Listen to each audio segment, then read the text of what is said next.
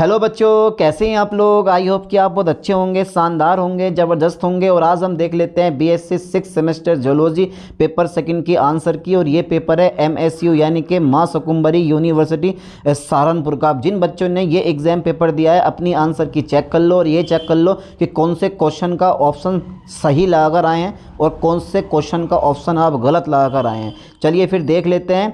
Ecology, ethology, environmental science and wild life code देख लो, सब कुछ राइट है। ओके, आगे बढ़ाते हैं। 2025 का सेट है, इसी साल पेपर हुआ है। क्वेश्चन फर्स्ट में लेता हूँ। इथोलॉजी किसका अध्ययन है, यानी कि एथोलॉजी किसका अध्ययन है। पादप फिजियोलॉजी का, पशु व्यवहार का, मानव विकास का, आनुवांशिकी का। तो कौन सा ऑप्शन आप लगा कर आए हैं भैया, बी नंबर टिक लगा दो। पशु व्यवहार is a right option. Okay, question number second है हमारा। आधुनिक प्राणी व्यवहार विज्ञान के संस्थापकों में से एक किसे माना जाता है, यानी कि आधुनिक प्राणी व्यवहार विज्ञान के संस्थापकों में से एक किसे माना जाता है। तो राइट ऑप्शन कौन सा है, जल्दी बताओ बेटा फास्टली, कौन सा आप लगा कर आए हो। अरे सर लगा दो कुछ हो, अरे कुछ लगा दें। चलिए C number is the right option, ठीक है, यही लगा कर आए हो। ओके, चलिए देखते हैं कौन सी अवधारणा उस व्यवहार को संदर्भित करती है जो जन्मजात है और एक विशिष्ट उत्तेजना से उत्पन्न होता है। ए नंबर है प्रतिवर्ती क्रिया, बी नंबर है छापना, सी नंबर है निश्चित क्रिया पैटर्न और सी नंबर है कंडीशनिंग। राइट ऑप्शन है सी नंबर पर टिक लगाओ, निश्चित क्रिया पैटर्न। ओके, अच्छा क्वेश्चन नंबर 4 है। निम्नलिखित में कौन व्यवहार छाप लगाने से सबसे अधिक जुड़ा हुआ है। निम्नलिखित में से कौन सा व्यवहार छाप लगाने से सबसे अधिक जुड़ा हुआ है। ए नंबर साइकिल चलाना सीखना, अरे वाह। बी नंबर है बत्तखें अपनी माँ का पीछा कर रही हैं। सी नंबर घंटी की आवाज़ सुनकर लार टपकने वाला कुत्ता, लार टपकाने वाला कुत्ता। डी नंबर है एक तोता जो भाषण को नकल करता है। वाह क्या बात है। तो B number is a right option है, बत्तखें अपनी माँ का पीछा कर रही हैं। अच्छा क्वेश्चन नंबर 5 है हमारा, नन्हे मुन्ने बच्चों वाला। किस वैज्ञानिक ने मधुमक्खियों के वेगल नेत्रिय का अध्ययन किया, जल्दी बताइए। वेगल नेत्रिय का अध्ययन किया। अरे सर इसका ऑप्शन तो अजीब ही लग रहा है, क्या लग रहा है आपको। तो A number Niko Tinbergen, B number है Karl von Frisch, C number है B F Skinner and D number है जेन गुडोल। तो राइट ऑप्शन बी पे राइट टिक लगा हुआ है, बी पे कार्ल वॉन फ्रिस्क। चलिए आगे देखते हैं। क्वेश्चन 6 है हमारा। निम्नलिखित में कौन जन्मजात व्यवहार का उदाहरण है। एक बच्चा बोलना सीख रहा है, एक पक्षी घोंसला बना रहा है, एक चिंपैंजी औजारों का उपयोग कर रहा है। डी नंबर एक कुत्ता आदेश पर बैठना यानी कि सीख रहा है। अच्छा अच्छा अच्छा ये बात है, अब समझ में बताई। तो बेटा क्वेश्चन नंबर 6 का राइट ऑप्शन है, राइट ऑप्शन है बी नंबर, एक पक्षी जो है वह घोंसला बना रहा है। ठीक है, क्वेश्चन नंबर 7 है। क्रोनोथेरेपी में शामिल है। ए नंबर है लंबे समय से बीमार रोगियों के इलाज के लिए दवा का उपयोग। यार क्वेश्चन बड़ा छोटा है लेकिन इतने बड़े बड़े ऑप्शन दिए हैं ना इस पेपर में, अभी तक आए नहीं है किसी भी पेपर में इतने इतने बड़े ऑप्शन। इसमें तो मर जाएगा आदमी ऑप्शन पढ़ते पढ़ते।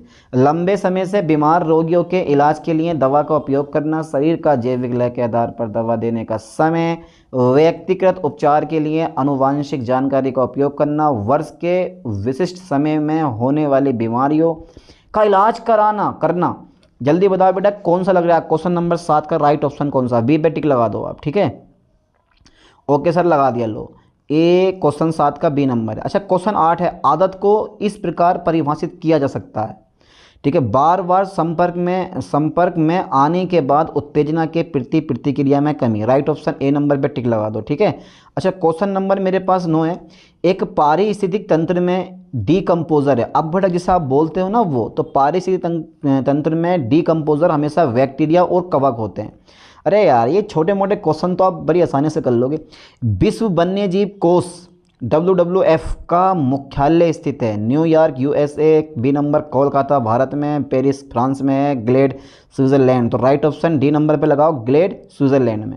ओके, UNEP का अर्थ है संयुक्त राष्ट्र पर्यावरण। देखो ज़रा कौन सा UNEP का क्या अर्थ होगा, जल्दी बताओ। UNEP का क्या मतलब है भाई, ए नंबर पे टिक लगा दो, संयुक्त राष्ट्र पर्यावरण कार्यक्रम, ठीक है, यानी कि यूनाइटेड नेशनल इन्वायरमेंटल प्रोग्राम। अच्छा 12वां नंबर है। बायोस्फीयर रिजर्व में किस क्षेत्र में मानवीय गतिविधियों की सख्ती से अनुमति नहीं है। अरे यार सख्ती से अनुमति नहीं है। बायोस्फीयर रिजर्व में किस क्षेत्र में मानवीय गतिविधियों की सख्ती से अनुमति नहीं है। पुनर्स्थापना क्षेत्र, कोर जोन, हेर फेर क्षेत्र, ऊपर के सभी। तो बी नंबर पे टिक लगा दो, कोर जोन। अच्छा ठीक है, 12वें का हमारा बी नंबर हो गया। अच्छा क्वेश्चन नंबर 13, विश्व ओजोन दिवस प्रत्येक वर्ष मनाया जाता है, किस दिन मनाया जाता है? 16 सितंबर को। ठीक है, किस डेट में मनाया जाता है? 16 सितंबर को। अच्छा क्वेश्चन नंबर 14 है, घटती जनसंख्या में निम्नलिखित में से कौन सी संरचना देखी जा सकती है? ए नंबर, ऊपर की ओर चढ़ती हुई, कलश के आकार का, बेल के आकार का, उल्टे उल्टे, अच्छा कलश के आकार का। 14वें का बी नंबर टिक लगा दो आप। ठीक है, ओके सर। आगे बढ़ाते हैं, क्वेश्चन नंबर 15 उठाते हैं और देखते हैं क्या ऑप्शन होगा इसका। निम्नलिखित में से कौन दो अलग अलग समुदायों के अलगाव को परिभाषित करता है? धार प्रभाव, एकड़े प्रतिरोध और इकोटोन। 15वें का कौन सा ऑप्शन राइट है? D number is the right option. D number पर टिक लगा दो, इकोटोन। ठीक है, क्वेश्चन नंबर 16 है, जनसंख्या में व्यक्तियों के नए व्यक्तियों को उत्पन्न करने की क्षमता को क्या बोलते हैं? नेटलिटी, ये तो है नेशनली है भैया, नेटलिटी बोला जाता है, इसमें लिखा हुआ है नेशनली। चलिए 16वें का ए नंबर लगा दो आप। अच्छा 17वां क्वेश्चन है, वन्य जीवों व उनके आवासों की सुरक्षा और संरक्षण की प्रथा को कहा जाता है? संरक्षण ही बोलते हैं, बी नंबर ही बोलते हैं। क्वेश्चन नंबर 18 है, वन्य जीवों के आवास के नुकसान का प्राथमिक कारण क्या है? वन्य जीवों के आवास के नुकसान का प्राथमिक कारण क्या? प्राकृतिक आपदाएं, जलवायु परिवर्तन, वनों की कटाई और शहरीकरण, प्रदूषण।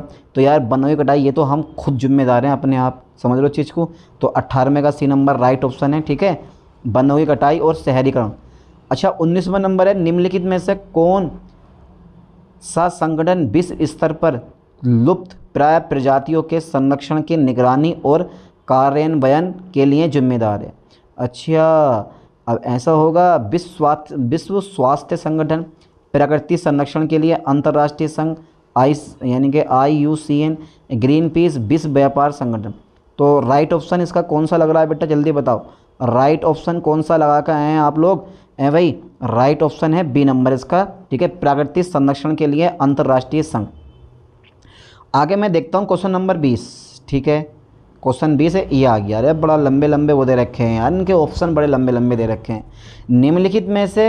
निम्नलिखित में किसे पारिस्थितिक तंत्र में प्रमुख प्रजाति माना जाता है? शेर को, पेड़ का मेंढक, पेड़ का मेंढक या फिर प्रेरी कुत्ता, टिड्डा। निम्नलिखित में किसे पारिस्थितिक तंत्र में प्रमुख प्रजाति माना जाता है?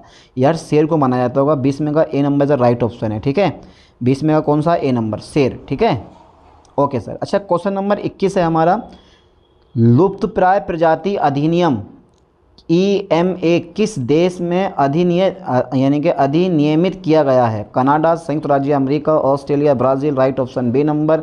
21 का भी बी नंबर टिक लगा दो आप। ठीक है, ओके। अच्छा क्वेश्चन नंबर 22 है, वन्य जीव गलियारों का प्राथमिक लक्ष्य क्या है? तो वन्य जीव ए नंबर है, वन्य जीव आवासों तथा मानव की पहुंच बढ़ाना, वन्य जीवों को खंडित आवासों के बीच प्रवास की अनुमति देना, मानव वन्य जीव संघर्ष को कम करना, और डी नंबर है पौधों को उनके प्राकृतिक आवास में संरक्षित करना। तो 22 का राइट ऑप्शन कौन सा है बेटा? बी पे टिक लगा दो, वन्य जीवों को खंडित आवासों के बीच प्रवास की अनुमति देना।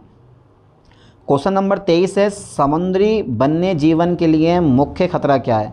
ए नंबर अत्यधिक मछली पकड़ना और प्लास्टिक प्रदूषण, प्राकृतिक शिकारी, केवल जलवायु परिवर्तन, रोग का प्रभाव। A number is a right option. ये तो कुछ क्वेश्चन तो ऐसे हैं जो आप खाली क्वेश्चन पढ़ के ही समझ जाओगे कि यार इसका ऑप्शन ये वाला होना चाहिए।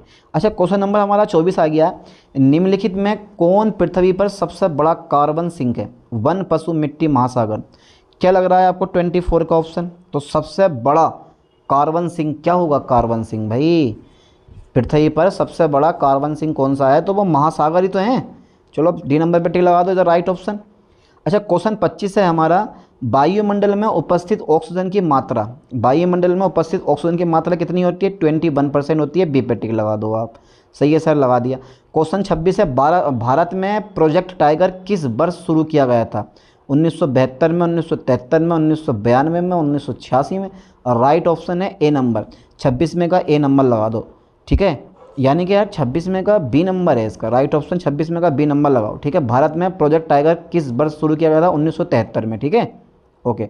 अच्छा 27वां है, दुग्धा यानी कि दुधवा राष्ट्रीय उद्यान किस जिले में स्थित है? तो दुधवा राष्ट्रीय उद्यान उत्तर प्रदेश के लखीमपुर खीरी में स्थित है। ठीक है, तो बी नंबर पे टिक लगा दो, लखीमपुर खीरी। अच्छा क्वेश्चन नंबर 28 है हमारा, किस प्रकार का प्रदूषण विभिन्न श्वसन रोगों का कारण बनता है? वायु प्रदूषण, जल प्रदूषण, ध्वनि प्रदूषण, मिट्टी प्रदूषण।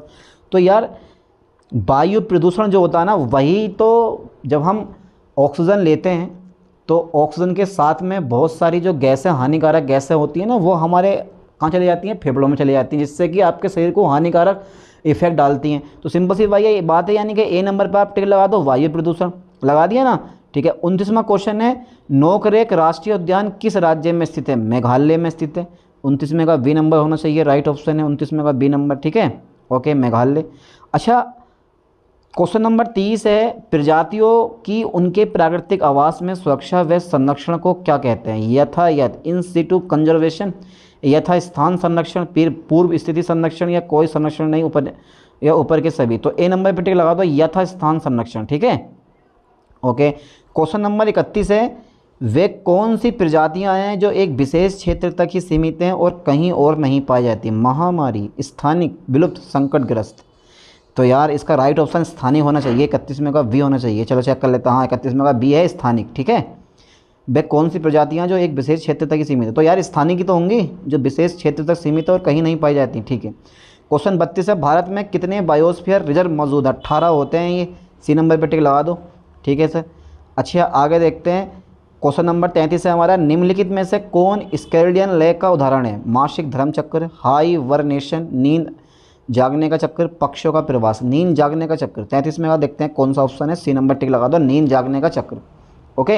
अच्छा क्वेश्चन नंबर 34 है हमारा, आंतरिक जैविक घड़ी मुख्य रूप से मस्तिष्क की किस संरचना द्वारा नियंत्रित होती है? सेरेबेलम, पिट्यूटरी ग्रंथि, हिप्पोकैम्पस और सुप्रा चेसमेटिक न्यूक्लियस। तो यहाँ पे टिक लगा दो डी नंबर पे, सुप्रा चेसमेटिक न्यूक्लियस। ऐसा 34 का डी नंबर है हमारा। अच्छा 35वां नंबर देख लेते हैं, 34 घंटे से अधिक लंबे चक्कर के साथ होने वाली लय को क्या कहते हैं? अल्ट्राडियन, इन्फ्राडियन, सर्केडियन, दैनिक। तो सी नंबर सर्केडियन ही बोला जाएगा, 35वें का सी नंबर होना चाहिए मेरे ख्याल से, नहीं 35वें का बी नंबर है। ठीक है, इन्फ्रारेडियन। ठीक है, इन्फ्राडियन बोलते हैं इसको। ठीक है, तो 35वें का हमारा कौन सा? बी नंबर है। ओके सर, चलो 35वें का बी नंबर हमारा आ गया। अच्छा क्वेश्चन नंबर 36 है, निम्नलिखित में से किसे आमतौर पर जैविक लय नहीं माना जाता? ए नंबर है नींद जागने का चक्र, दिल की धड़कन, तुम दिल की धड़कन में है, मासिक धर्म चक्र, मौसमी प्रवास। तो यार निम्नलिखित में से किसे आमतौर पर जैविक लय नहीं माना जाता? तो कौन सा ऑप्शन लग रहा है आपको? 36वें का बी नंबर, दिल की धड़कन। ठीक है, दिल की धड़कन is a right option. Okay sir, okay. Page turn over. Okay, चलिए देखते हैं क्वेश्चन नंबर 37, आदतन का एक रूप माना जाता है? क्लासिक कंडीशनिंग, संचालक कंडीशनिंग, गैर सहयोगी शिक्षा, सहयोगी शिक्षा। तो D number is a right option होना चाहिए मेरे ख्याल से। चलिए 37वें का देखते हैं कौन सा ऑप्शन है, सी नंबर है। ठीक है, गैर सहयोगी शिक्षा। ठीक है, गैर सहयोगी शिक्षा। अच्छा क्वेश्चन नंबर 38 है, कौन सा हार्मोन नींद जागने के चक्र को विनियमित करने में महत्वपूर्ण भूमिका निभाता है? इंसुलिन, कोर्टिसोल, मेलाटोनिक और serotonic. Melatonic, C number is a right option 38वें का। ठीक है, ओके सर, ओके। 38वें का सी नंबर लगा दें, लॉक कर दें, चलो लगा दिया। अच्छा आगे बताओ, क्वेश्चन नंबर 39 है, निम्नलिखित में कौन क्रोनोथेरेपी दृष्टिकोण का उदाहरण है? क्रोनोथेरेपी दृष्टिकोण का उदाहरण कौन सा? अब तुम ऑप्शन देखना कितने बड़े बड़े दे रखे हैं इसने यार, क्वेश्चन से भी बड़े बड़े ऑप्शन दे रखे हैं भाई साहब। कुछ खतरनाक पेपर बनाया है जिसने ये बनाया, क्रोनोथेरेपी दृष्टिकोण का। और क्वेश्चन पता नहीं कहाँ से रखे हैं, किसी मॉडल सोडल से, बुक से नहीं मिलते, अपने पास से उठाकर रख दिए। कम से कम यार बच्चों का कुछ तो देखें। निम्नलिखित में से कौन क्रोनोथेरेपी दृष्टिकोण का उदाहरण है? तो यहाँ पे जो क्वेश्चन है वो है सी नंबर, दुष्प्रभावों को कम करने के लिए शाम को कीमोथेरेपी दवाएं देना। ठीक है, सी नंबर टिक लगा दो, लगा दिए सर। अच्छा क्वेश्चन नंबर 40 है, क्रोनो मेडिसिन को प्रभावित करने वाली सबसे आम जैविक है? जे मासिक चक्र, अल्ट्राडियन ले, स्कैल्डियन ले या मौसमी ले। तो 40 का राइट ऑप्शन है हमारा सी नंबर, स्कैल्डियन ले। ठीक है, स्कैल्डियन ले। अच्छा क्वेश्चन नंबर 41 है, क्रोनोफार्माकोलॉजी शब्द का तात्पर्य है? दवाएं जैविक लय के साथ कैसे परस्पर क्रिया करती हैं, इसका अध्ययन, भोजन का समय और शरीर को उनका प्रभाव, नए औषधीय एजेंटों का विकास, या दिन के समय के आधार पर नशीली दवाओं की लत का उपचार। जल्दी बताओ, क्रोनोफार्माकोलॉजी शब्द का तात्पर्य किस चीज़ से है? 41 का A number is a right option. ठीक है, यहाँ पर A number is a right option लगाओ। क्वेश्चन नंबर 42 है, दवा देने के समय के संबंध में निम्नलिखित कौन सा सत्य है? शरीर दिन के हर समय दवाओं के प्रति समान रूप से ग्रहणशील होता है। गलत है। दिन के समय के आधार पर दवाओं की प्रभावशीलता अलग अलग हो सकती है। क्रोनो मेडिसिन केवल पौधे आधारित दवाएं पर लागू होती है। तो D number is a right option लग रहा है। आप इसको चेक कर लेना एक बार कौन सा ऑप्शन है। फिलहाल मेरे ख्याल से तो डी नंबर राइट होना चाहिए। क्वेश्चन नंबर 43 है, निम्नलिखित में से कौन सा लुप्तप्राय प्रजाति का उदाहरण है? तो लुप्तप्राय प्रजाति का उदाहरण है अफ्रीकी हाथी, वार्ड ईगल, ठीक है, और विशाल पांडा, घरेलू चूहा। तो राइट ऑप्शन सी नंबर विशाल पांडा, बिल्कुल राइट ऑप्शन लगा हुआ है इनका भी। क्वेश्चन नंबर 44 है हमारा, ठीक है। क्वेश्चन नंबर 44 है, निम्नलिखित में से किस प्रजाति को प्रवासी प्रजाति के रूप में वर्गीकृत किया गया है? जल्दी बताओ, निम्नलिखित में से किस प्रवासी प्रजाति के रूप में वर्गीकृत किया गया है? बंगाल टाइगर, अमेरिकन वाइसन, अफ्रीकन हाथी, साइबेरियन क्रेन। तो 44 में का ए नंबर लगा दो, साइबेरियन क्रेन, ठीक है। ओके सर, लगा दिया बेझिझक। अच्छा, 45 का है, प्लास्टिक कचरे को एक प्रमुख पर्यावरणीय खतरा माना जाता है। इसकी प्रकृति में तेजी से गिरावट की क्षमता है, इसकी गैर बायोडिग्रेडेबिलिटी और पारिस्थितिक तंत्र में संचय है, इसका उपयोग नवीनीकरणीय संसाधन के रूप में किया जाता है, ओजोन परत के क्षरण में इसका योगदान। तो राइट ऑप्शन तुम समझ गए होगे इस क्वेश्चन का ऑप्शन कौन सा होगा? बताओ बेटा जल्दी, इस क्वेश्चन का ऑप्शन तुम समझ गए होगे कौन सा होना चाहिए? तो बेटा 45 में का बी नंबर है, इसका गैर बायोडिग्रेडेबिलिटी और पारिस्थितिक तंत्र में संचय, ठीक है, बी नंबर पर टिक लगा दो आप। क्वेश्चन नंबर 46 है, पारा और सीसा जैसी भारी धातुएं मुख्य रूप से पर्यावरण खतरे में हैं, मुख्य रूप से पर्यावरणीय खतरे में हैं। जल प्रदूषण, औद्योगिक अपशिष्ट और खनन गतिविधियां, वनों की कटाई, कृषि विधि पद्धतियाँ। तो बी नंबर राइट होना चाहिए इसका भी, ठीक है। तो बी नंबर पर टिक लगा दो आप, औद्योगिक अपशिष्ट और खनन गतिविधियाँ। अच्छा, क्वेश्चन नंबर मेरे पास 47 है, सामुदायिक परिस्थिति ई में आला शब्द का तात्पर्य है एक पारिस्थितिक तंत्र में एक जीव द्वारा पर्याप्त भौतिक स्थान, एक जीव अपने पर्यावरण के भीतर जो भूमिका का कार्य करता है, एक पारिस्थितिक तंत्र में प्रजातियों की कुल संख्या या जनसंख्या में व्यक्तियों की संख्या।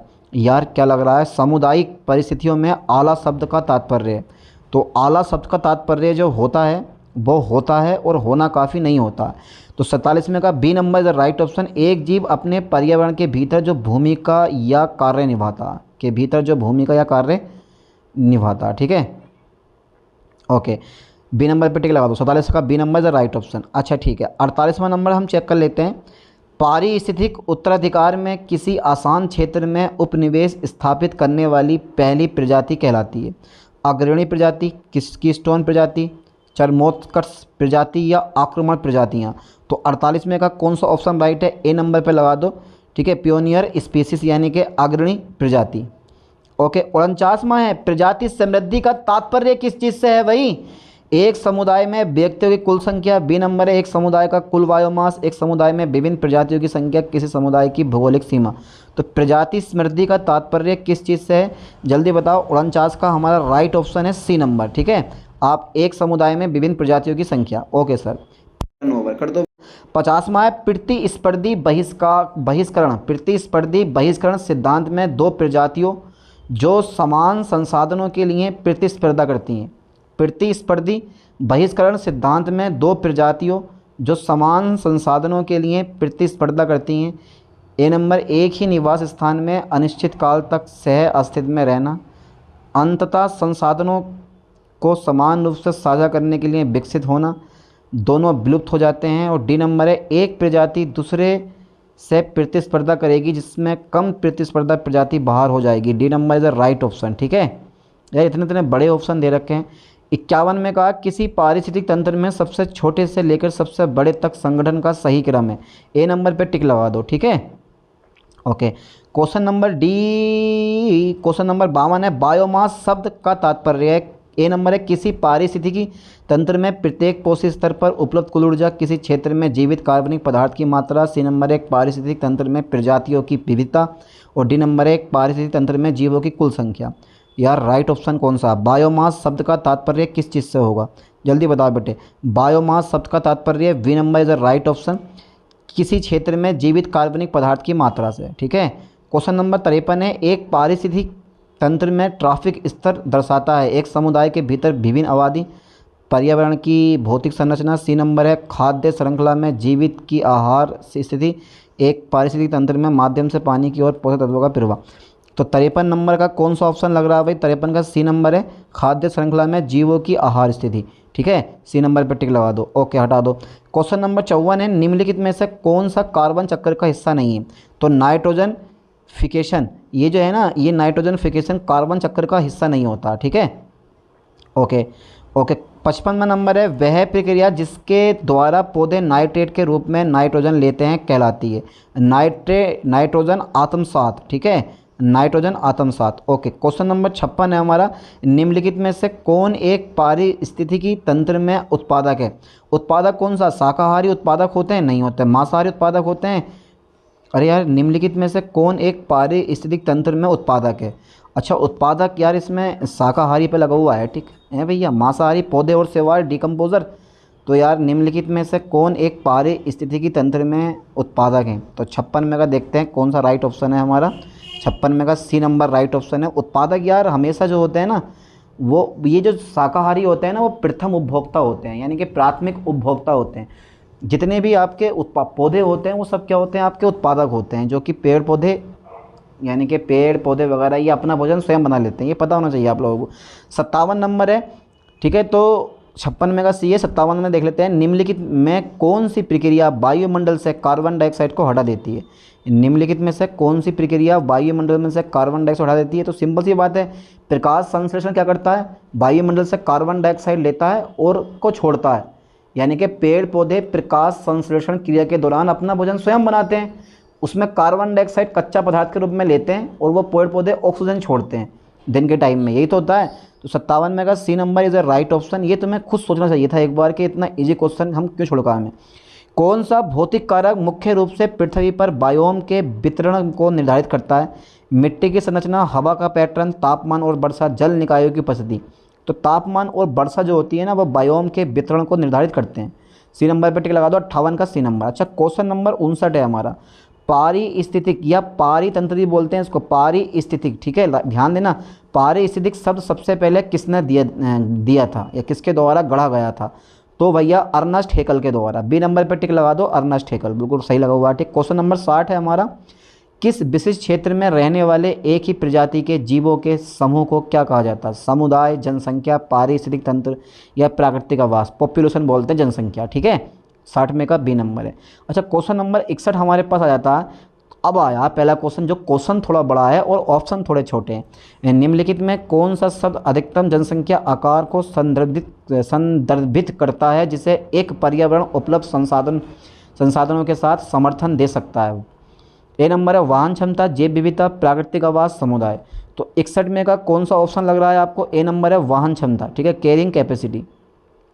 और क्वेश्चन नंबर 62 है, जैव विविधता शब्द का तात्पर्य है? ए नंबर है किसी दिए गए क्षेत्र में विभिन्न प्रजातियों की विविधता, एक क्षेत्र में पारिस्थितिक तंत्र की संख्या। सी नंबर है एक बायोम के भीतर आवासों की संख्या। डी नंबर है भौतिक कारण जो किसी पारिस्थितिक तंत्र को प्रभावित करते हैं। तो यार 62 में का कौन सा ऑप्शन लग रहा है आपको? 62 में का राइट ऑप्शन है ए नंबर। ठीक है, दिए गए क्षेत्र में विभिन्न प्रजातियों की विविधता। ओके। अच्छा, क्वेश्चन नंबर 63 है, एक पारिस्थितिक तंत्र में, ए नंबर है जीवित जीवों का एक समुदाय जो एक दूसरे से संबंध रखते हैं। देखो ये थ्योरी वाला पेपर है। ठीक है, इसमें कोई न्यूमेरिकल नहीं है, कोई ज़्यादा सोचना नहीं है, बस ऑप्शन पढ़ो और समझ जाओ कि क्वेश्चन क्या कह रहा है और उसका ऑप्शन किस चीज़ से रिलेटेड है। समझ गए? इसी बेस पे ये पेपर बनाया हुआ है आपका। एक पारिस्थितिक तंत्र है, ए नंबर है जीवित जीवों का एक समुदाय जो एक दूसरे से संबंध रखते हैं। बी नंबर है अकेलिक भौतिक वातावरण। सी नंबर है जीवों का एक समुदाय और उनका भौतिक वातावरण एक प्रणाली के रूप में परस्पर क्रिया करता है। डी नंबर केवल पर्यावरण के निर्जीव घटक। तो यार यहाँ पे 63 में का कौन सा ऑप्शन होना चाहिए? सी नंबर सबसे बड़ा मुझे दिखाई दे रहा है, इसलिए सी पर राइट टिक लगा दो। अच्छा, क्वेश्चन नंबर 64 है, किसी पारिस्थितिकी तंत्र में ऊर्जा प्रवाह मुख्य रूप से होता है? परिपत्र में, रेखीय में, यादृच्छिक, चक्रीय। तो लीनियर होता है। बी नंबर पर टिक लगा दो। ठीक है, ओके। क्वेश्चन नंबर 65 है, निम्नलिखित में कौन सा एक पारिस्थितिकी तंत्र में जैविक कारक का उदाहरण है? जैविक कारक कौन सा है? पानी है, तापमान है, मिट्टी का पीएच और शैवाल। यार ये जो मिट्टी का पीएच है ये जैविक कारक है? भाई ज़रा एक बार दिमाग लगाओ, मुझे लग रहा है आपको जिनका अंदर जान होती है ना वो होते हैं, जैसे सहवाल हो गए हमारे, ठीक है, ये तो पता होना चाहिए आपको। बहुत बड़ी मिस्टेक कर दी यहाँ पे। क्वेश्चन नंबर 66 है, निम्नलिखित में कौन सा भारत का सबसे बड़ा वन्य जीव अभयारण्य है? तो ए नंबर है हमारा सुंदरबन वन्य जीव अभयारण्य, एंड बी नंबर है कच्छ का रण अभयारण्य, सी नंबर है कंचनजंगा राष्ट्रीय उद्यान, एंड डी नंबर है काजीरंगा वन्य जीव अभयारण्य। तो 66 में का राइट ऑप्शन कौन सा है भाई, जल्दी बताओ तेजी से। बी नंबर कच्छ का रण अभयारण्य, ठीक है, ओके। क्वेश्चन नंबर 67 है, वन्य जीव अभयारण्य का मुख्य उद्देश्य है। ए नंबर जानवरों के अप्रतिबंधित शिकार की अनुमति दे, बी नंबर है जैव विविधता का संरक्षण करे और वन्य जीवों के लिए एक सुरक्षित आश्रय प्रदान करें, सी नंबर है मानव निवास के लिए जगह बनाए, और डी नंबर है चिड़ियाघरों की संख्या बढ़ाए। Very good. तो क्वेश्चन नंबर 67 का राइट ऑप्शन है हमारा, ठीक है, बी नंबर, ठीक है, बिल्कुल सही लगा हुआ है, तो बहुत बढ़िया। क्वेश्चन 68 है, वन्य जीव अभयारण्य में आमतौर पर निम्नलिखित में से किसकी अनुमति नहीं है? चेक करते हैं एक बार, वन्य जीव अभयारण्य में आमतौर पर निम्नलिखित में से किसकी अनुमति नहीं है? तो सी नंबर इधर राइट ऑप्शन लगा दो, वाणिज्यिक खेती या औद्योगिक गतिविधियां, ठीक है। अच्छा, क्वेश्चन नंबर 69 हमारा आ जाता है, भोपाल गैस त्रासदी किस वर्ष हुई थी? जल्दी बताओ बेटे, भोपाल गैस त्रासदी किस वर्ष हुई थी? क्वेश्चन नंबर 67 का हम एक बार और ऑप्शन चेक कर लेते हैं। क्वेश्चन 67 का हमारा राइट ऑप्शन बी नंबर है, इसे राइट है। 68 में का सी नंबर है, बिल्कुल सही है, ठीक है। अच्छा ठीक है, 69 में का देख लेते हैं, भोपाल गैस त्रासदी किस वर्ष हुई थी? तो राइट ऑप्शन हमारा ए नंबर है, 1984 में, ठीक है, ओके। अच्छा, क्वेश्चन नंबर 70 है हमारा, निम्न भविष्य में विलुप्त होने के अत्यंत उच्च जोखिम का सामना करने वाली प्रजाति को क्या कहा जाता है? तो सिंपल सी बात है, B number is the right option, संकटग्रस्त प्रजाति। देखो इस बार आपने बिल्कुल सही ऑप्शन लगाई है काफ़ी। क्वेश्चन नंबर 31 है, भारत में वन्य जीव अधिनियम किस वर्ष लागू किया गया था? वन्य जीव अधिनियम, ठीक है, 1972 में लागू किया गया था, ये ध्यान देना। अच्छा, क्वेश्चन नंबर 72 है हमारा, ओजोन क्षय का परिणाम होगा रक्त कैंसर, जंगल की आग, ग्लोबल वार्मिंग, ऊपर के सभी। राइट ऑप्शन है रक्त कैंसर हो जाएगा, ठीक है, ओके। विश्व पर्यावरण दिवस मनाया जाता है 5 जून को, बिल्कुल राइट ऑप्शन है, कोई दूर दूर तक कोई मामला नहीं है। क्वेश्चन 74 है, निम्नलिखित में कौन सा मानव निर्मित पारिस्थितिक तंत्र है? बड़ा जलाशय, धरा, नदी, मुहाना। तो सिंपल सी बात है यार, बड़ा जलाशय जो है ना ये मानव निर्मित होता है, जिसको आप बोलते हो डाम।